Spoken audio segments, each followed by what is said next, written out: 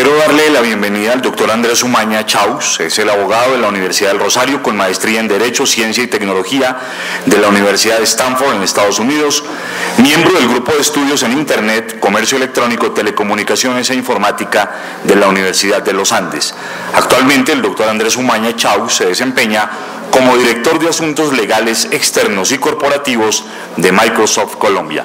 Les pido paciencia, luego de la intervención del doctor Umaña Chaus tendremos una breve intervención y la despedida. Gracias por su tiempo.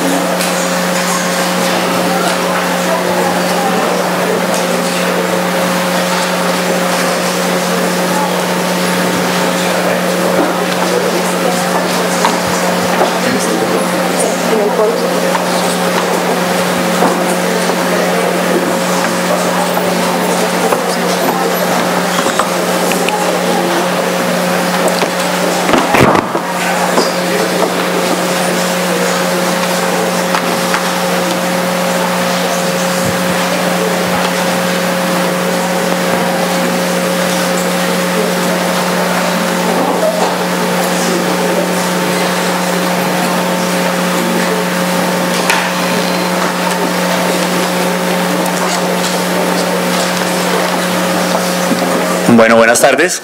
Voy a tratar de ser muy breve, entonces voy a correr un poquito. Ustedes aquí han escuchado, y pues yo he estado muy atento toda la mañana y todo el día, escuchando las tendencias, los puntos de los que se han hablado, cómo la tecnología está impactando el sector justicia, qué se debe hacer y qué no se debe hacer. Yo quiero cambiar un poquito como el ritmo y de pronto ser un poco irresponsable y tratar de vender como un sueño, como una promesa.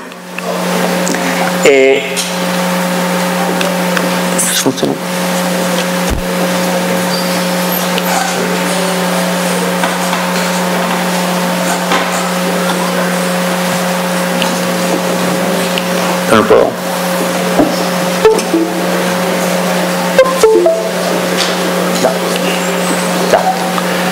Quiero saber, ¿cuál es la promesa? La promesa hace referencia a un concepto que ustedes aquí han escuchado mucho, y es el de computación en la nube. No sé qué tan familiarizados están, entonces voy a resumir en un minuto qué es computación en la nube. Si uno lo quisiera resumir en una frase, podemos decir que la computación en la nube es la posibilidad que hoy en día tenemos de acceder a recursos tecnológicos vía Internet que antes no estaban disponibles.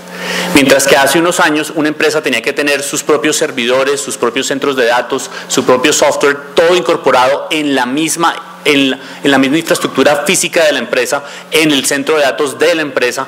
Hoy en día esos mismos recursos pueden accederse por Internet. ¿Eso por qué es importante?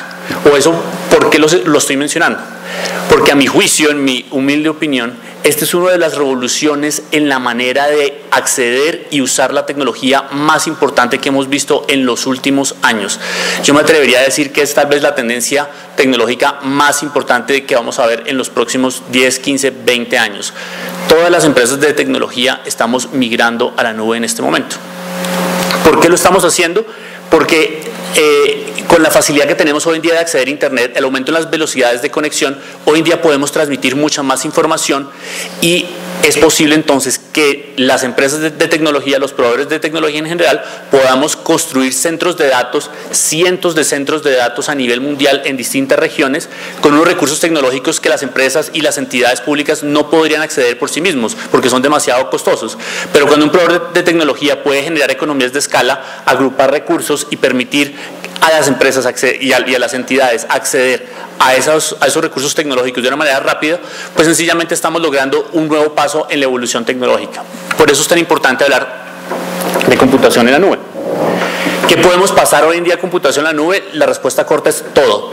Hoy en día tenemos tres grandes categorías que ustedes seguramente han escuchado. Podemos hablar de infraestructura como servicio, es decir, las entidades pueden acceder a infraestructura física remotamente sin ningún problema. Hablamos de plataforma como servicio, es decir, la posibilidad de acceder a plataformas de desarrollo, a plataformas de creación de configuración también remotamente, y hablamos finalmente inclusive de software como servicio, es decir, cualquier software que ustedes tenían antes, desde un procesador de palabras, una hoja de cálculo, hoy en día no se necesita estar almacenado en un servidor propio de la empresa o de la entidad, sino que puede ser accedido vía remota. Entonces, ¿en qué consiste la promesa de la computación en la nube? ¿Por qué es tan importante hablar de este tema? Por muchas razones. Ustedes han escuchado hablar de Big Data, de datos estructurados, datos no estructurados. Todos estos fenómenos que ustedes han escuchado, el Internet de las cosas, todo esto es posible gracias en buena medida a esta conexión remota que tenemos a estos grandes centros de datos, a estos recursos tecnológicos a los cuales antes no teníamos disposición. La posibilidad de hacer analítica de datos, la posibilidad de coger datos de todas las entidades públicas y agruparlos, tanto datos estructurados como no estructurados, y empezar a hacer analítica de datos de eso. Toda esa posibilidad que antes no se permitía a una entidad, pensando ella sola, digamos que porque la entidad no tiene los recursos tecnológicos, hoy en día puede acceder a esos recursos tecnológicos vía Internet. Entonces quería traerles un ejemplo que no tiene nada que ver con lo que estamos hablando aquí. No sé si han escuchado hablar de la vaca conectada. ¿Alguien ha escuchado hablar de la vaca conectada? ¿No? ¿Alguien tiene banda aquí para medirse el ritmo cardíaco, ese tipo de cosas? ¿Nadie? Bueno, así como nosotros a veces, los más gomosos, usamos esto para medir nuestros pasos, nuestro ritmo cardíaco, pues en la industria también se piensa que este tipo de aplicaciones pueden generar eficiencias en distintos campos. Y traigo el caso de la ganadería porque tal vez, como ustedes saben, es una de las actividades más antiguas de la humanidad. Entonces hoy en día muchas vacas tienen un medidor como estos, y por eso se les dice que son las vacas conectadas. Usando tecnología disponible hoy en día, centros de datos, internet, etcétera, se pueden medir cosas como el número de pasos que da una vaca en un día.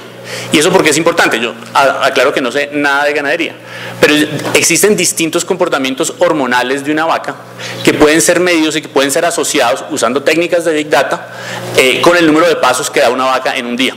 Entonces, si uno quiere saber cuándo una vaca, por ejemplo, está en el momento ideal para ser objeto de inseminación artificial, para ser objeto de reproducción, eso se puede obtener de una manera tan sencilla como contándole los pasos a una vaca. Pero para eso la vaca tiene que estar conectada. Una sola vaca, de pronto yo la puedo medir, pero si tengo 5.000 vacas y quiero medir los pasos de cada una de ellas, pues necesito una infraestructura tecnológica para hacerlo.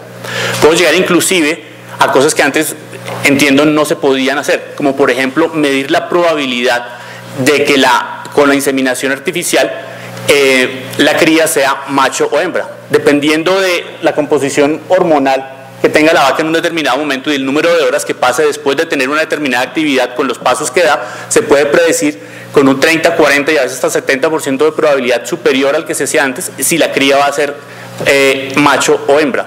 Eso es Big Data, eso es información que antes no estaba y hoy en día está gracias a la tecnología, gracias a que la vaca está conectada. Si la vaca no estuviera conectada, probablemente yo nunca tendría acceso a esa información. ¿Esto por qué es importante para el derecho? ¿Por qué es importante para nosotros?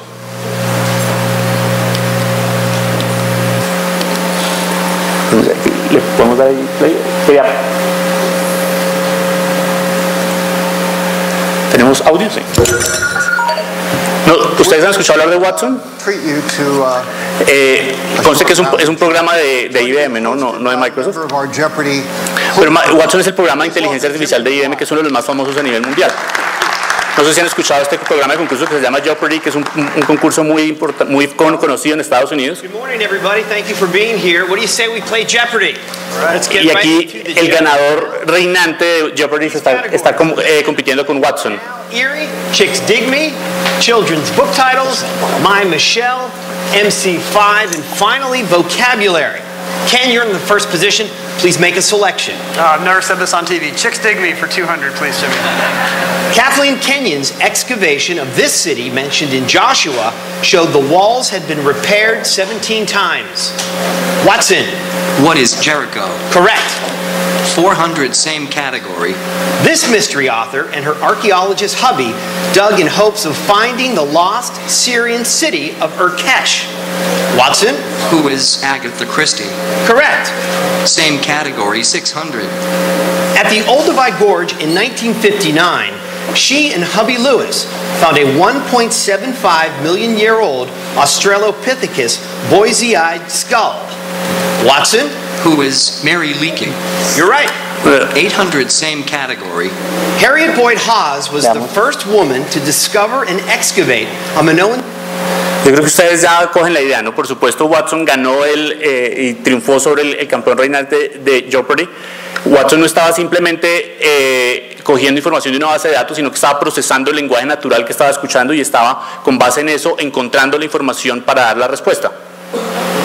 Entonces, y eso es solo uno de los ejemplos en los cuales hoy en día la inteligencia artificial pues está disponible y está superando las barreras que antes pensábamos pues que no se podían superar. Ustedes dirán, bueno, esto, ¿por qué nos impacta en el derecho? Porque la tecnología asociada a la inteligencia artificial como esta que les estoy mostrando hoy en día está comercialmente disponible. Entonces tenemos sitios como estos con los cuales no tenemos ninguna relación, aclaro. Por ejemplo, este es Ross, que es un sitio de internet que básicamente lo que hace es utilizar la tecnología de inteligencia artificial para permitirle a una persona hacer preguntas en lenguaje natural jurídicas, y el sistema, utilizando la base de datos, responde en lenguaje natural esas preguntas. Entonces, en lugar de uno tener que buscar por sí mismo la información, simplemente uno hace una pregunta en lenguaje natural como, ¿no?, ¿cuál es el porcentaje de indemnización de una liquidación en un contrato laboral X? Y la inteligencia artificial está hoy en día en la capacidad de responder en lenguaje natural esa pregunta.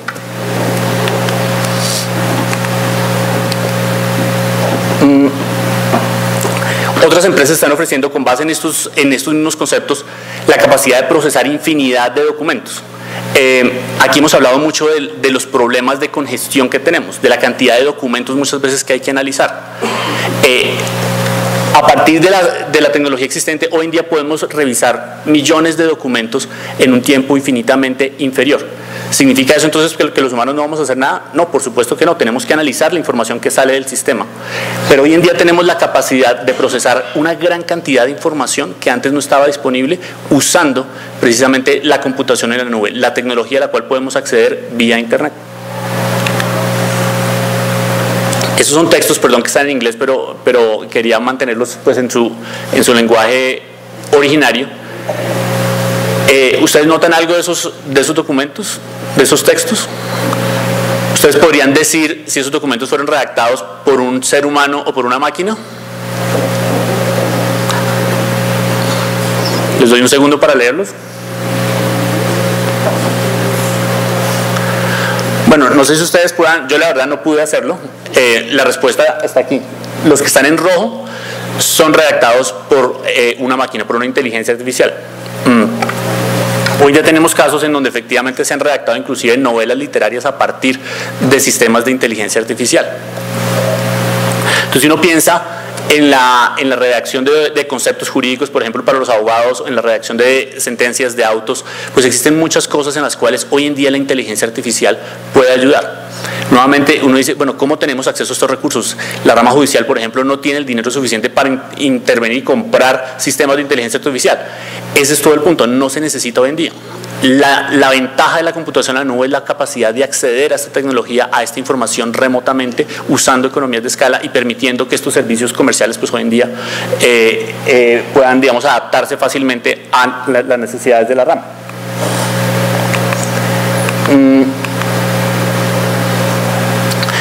Pero cuando uno piensa en computación en la nube siempre surge una preocupación que quiero mencionarla porque es muy importante. ¿Qué involucra la tecnología, qué involucra la computación en la nube desde el punto de vista jurídico, desde el punto de vista de la información, desde el punto de vista regulatorio? Significa que hay que transferir la información de la empresa, de la entidad pública, a un centro de datos de un proveedor de tecnología.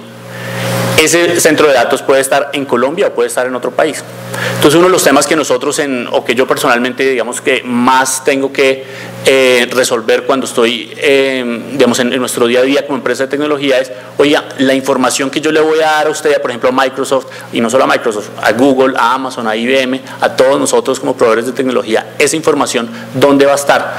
¿Qué se va a hacer con ella? ¿Cómo se va a alojar esa información? Aquí no podemos resolver todas esas preguntas porque nos tomaría mucho tiempo, pero yo quería dejarles como varios mensajes claros.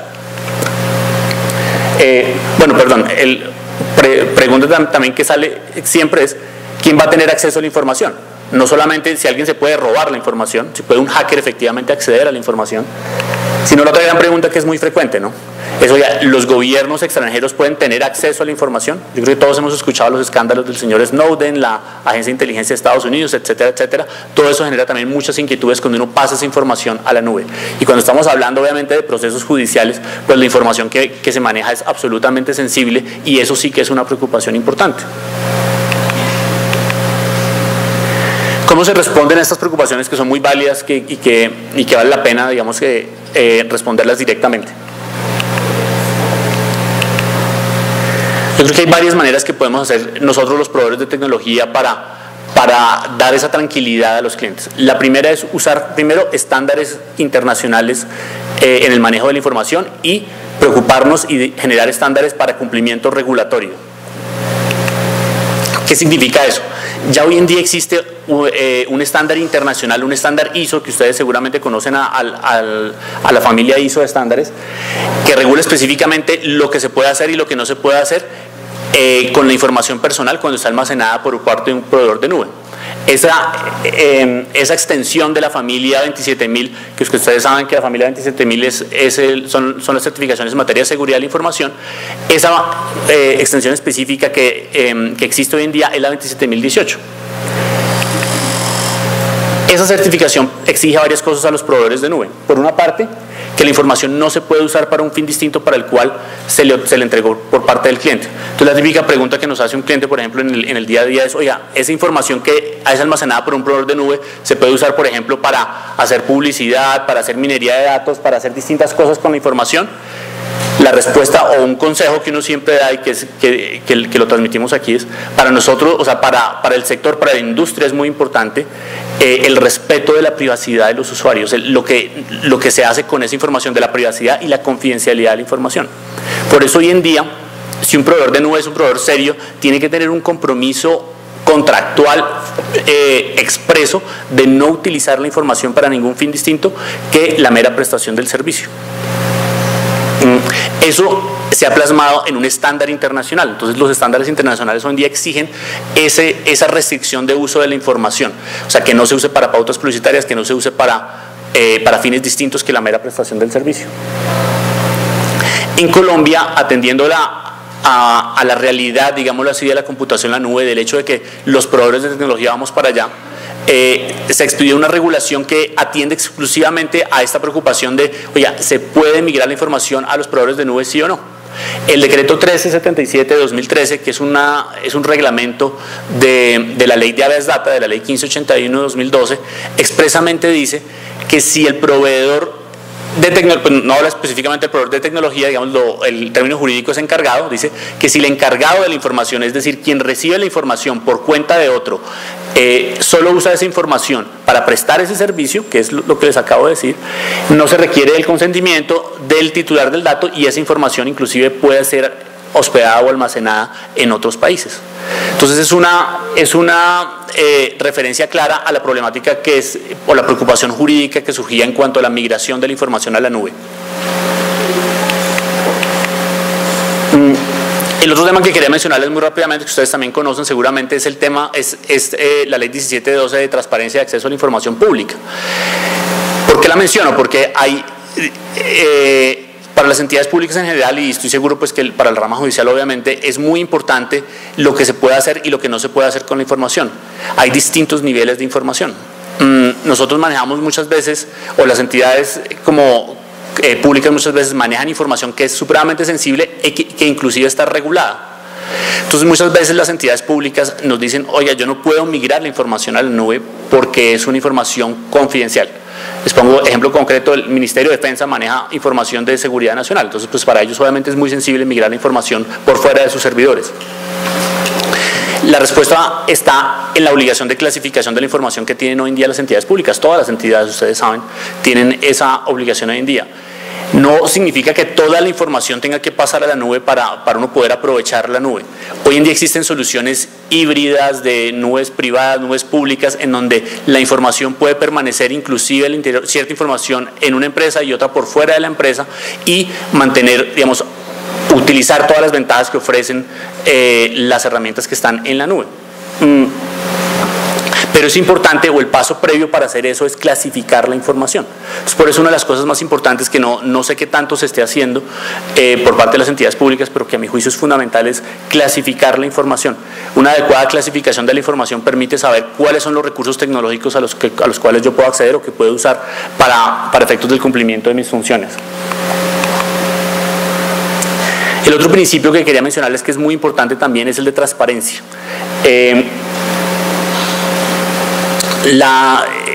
Ante la desconfianza, digamos, bien fundada que ha surgido por los escándalos en cuanto a por parte de las agencias de inteligencia, por parte de los hackers, etcétera, pues lo que están empezando a exigir los clientes, los usuarios, es a que exista información transparente sobre lo que se hace y lo que no se hace con la información. Hoy en día, por ejemplo, los proveedores de nube tienen que, digamos, no todos lo hacen, pero yo creo que deberían hacerlo, deben tener claro dónde se almacena la información.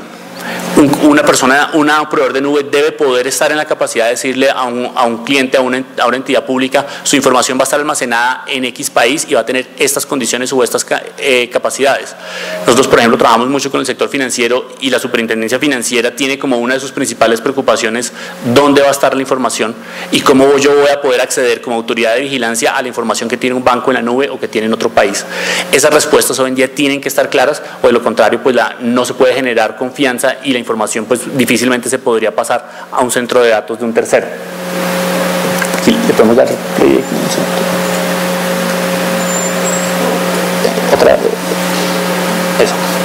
Eso. Quería mostrarles muy rápidamente otra de las cosas que se hacen, y es uno de los compromisos que tenemos que tener tanto sector público como sector privado es combatir el ciberdelito, el cibercrimen, que es uno de los grandes flagelos de la humanidad. Aquí ya nos decían hoy que hoy en día no son un grupo de hackers en un sótano haciendo pilatunas, por llamarlo de alguna manera, sino que son verdaderas organizaciones criminales las que están atentando contra los sistemas informáticos. Lo que están viendo ahí, esos puntos rojos, verdes, son las concentraciones de computadores infectados de distintas redes criminales a nivel mundial. Ustedes ahí pueden ver que hay concentraciones en Europa y en distintos países, y Colombia, por supuesto, pues no es ajeno a este fenómeno. Nosotros tenemos también gran cantidad de computadores infectados, grandes problemas de seguridad, y una de las cosas que tenemos que trabajar conjuntamente para poder aprovechar las tecnologías de la información es precisamente tener medidas de seguridad que impidan la infección de los computadores.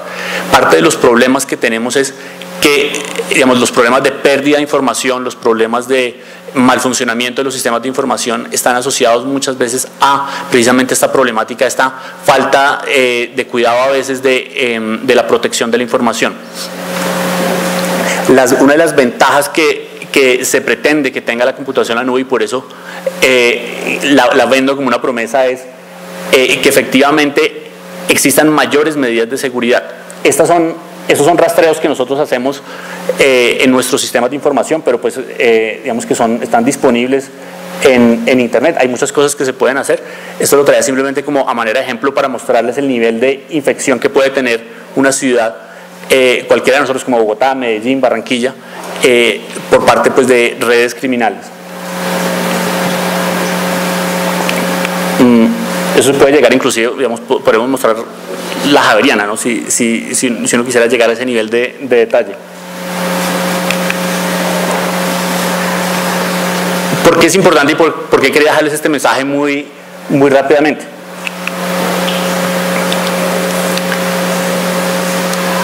Porque nosotros estamos en distintas circunstancias que ustedes conocen mejor que yo, distintos retos que cada día enfrentamos, ¿no? Estamos en una situación coyuntural, en una situación única en nuestro país, en donde la justicia tiene pues grandes retos. Entonces hablamos, por ejemplo, de fraudes en los sistemas de víctimas, encontramos sistemas de información que no cruzan la información relacionada con las víctimas, por ejemplo. Entonces, cuando yo les decía al comienzo que quería vender como un sueño, una promesa, entonces cuando yo veo estos problemas, y bueno, de pronto llevo mucho tiempo en el sector de la tecnología, entonces estoy como ya embebido de estos temas, pero cuando yo veo eso, yo me acuerdo de este tipo de soluciones que ya existen, en donde, oiga, yo puedo procesar cantidades infinitas de información para tratar de encontrar patrones para evitar, por ejemplo, que una sola persona vaya por distintas zonas del país tratando de hacer fraudes o administrativos o judiciales, ¿no? Yo puedo tratar de concentrar esa información en un solo centro de datos para poder procesarla y así darme cuenta de algo que antes no estaba viendo, ¿no? En eso consiste el Big Data, poder ver información que antes yo no estaba viendo, y la manera de hacerlo es procesando cada vez más información. Cuando yo, por ejemplo, el tema de desaparecidos, pienso en soluciones simplemente a manera de ejemplo. Les traía este ejemplo que es una solución gratuita que permite combatir la pornografía infantil en Internet. Ustedes saben que uno de los grandes problemas que tienen, digamos, además obviamente de todo el flagelo en que consiste la pornografía infantil, pues uno de los principales problemas que tienen las víctimas es que las fotos y las publicaciones, una vez entran a Internet, bajarlas es prácticamente imposible, ubicarlas es muy difícil porque pueden estar en cualquier servidor en cualquier parte del mundo. Esta es una tecnología que, como les digo, se utiliza en los gobiernos para tratar de evitar esa doble victimización de las víctimas de pornografía infantil. Entonces lo que hace esta tecnología es generando un hash, pues digamos, utilizando distintas medidas de encripción que no vale la pena mencionar acá, identifica imágenes que estén en Internet, que estén asociadas a pornografía infantil. Entonces, a partir de una foto de una víctima, un sistema como estos puede encontrar fotos parecidas de esa misma persona en Internet para poderlas bajar y obviamente acudir a las autoridades para que hagan los procesos correspondientes. Entonces, cuando yo veo el momento en el que estamos hoy en día, yo digo, bueno, esa tecnología ha servido, por ejemplo, sirve en China. Les quería poner el ejemplo. Esa misma tecnología hoy en día la están usando para tratar de encontrar personas desaparecidas. Nosotros que estamos en un país con tanto conflicto, una tecnología de estas que está en Internet, que es gratuita, que no tiene ningún costo, se podría usar relativamente sencillo, o sea, digamos, fácilmente, para poder atender situaciones como desaparecidos. Puede que funcione, la verdad no tengo ni idea, esto es simplemente una idea, yo soy abogado también como ustedes, pero el ejemplo que quería traerles es que a veces uno cree que estas soluciones de tecnología son costosas, son difíciles de implementar, son demoradas, y el mensaje que les traía es que no necesariamente. Este caso, como les digo, es un caso que se puede implementar relativamente sencillo, sin dinero adicional y con recursos relativamente limitados. Ya para terminar, quería hacerles como una reflexión precisamente con esto. El mayor reto que uno tiene con la dinámica que existe hoy en día en la tecnología es cómo aprovecharla, saber aprovechar, encontrar el momento. Yo creo que en Colombia estamos en un momento muy importante para aprovechar la tecnología, por la situación coyuntural en la que estamos, por el momento histórico en el que estamos. Todos conocen a Kodak, ¿cierto? ¿Sí? Bueno, yo les voy a decir, yo creo que no conocen algo muy importante de Kodak. ¿Ustedes saben quiénes fueron los inventores de las cámaras digitales? Kodak. En 1977, un empleado de Kodak diseñó este aparato, que es básicamente una cámara digital. O sea, estamos hablando de 1977. Kodak no estaba en ese negocio en este momento y tenía miedo de que una cámara digital entorpeciera su negocio tradicional de rollos fotográficos. Entonces finalmente nunca desarrolló eso como concepto y hoy en día ustedes saben qué pasó con Kodak, ¿no? Pues ya no escuchamos de Kodak. Si Kodak probablemente hubiera aprovechado esta tecnología digital y hubiera sido la primera empresa en sacar las cámaras digitales al mercado y las hubiera aprovechado, probablemente hubiera podido ver la relación que tenía o la facilidad que tenía la cámara digital para generar, no sé, pantallas digitales y de ahí sacar una tableta digital, y probablemente hoy en día no estaríamos hablando de Apple, sino estaríamos hablando de Kodak como el amo y señor de la industria tecnológica. Pero por supuesto no fue así. ¿Cuál fue el problema? Un problema de visión, de ver cómo se podía aprovechar una tecnología particular para una funcionalidad. El mensaje que quería transmitirles es que cuando vemos cosas como la Jurisdicción Especial para la Paz, como cuando vemos cosas como para dónde vamos con el sector justicia, estamos en el momento de aprovechar la tecnología. Es el momento de hacerlo y están las oportunidades para hacerlo. Nunca antes había habido un fenómeno como la computación en la nube. Eso es nuevo, esos recursos están ahí disponibles. Lo que tenemos que hacer, y lo que espero haberlos convencido de, es que es el momento de aprovechar esas oportunidades tecnológicas. Muchas gracias.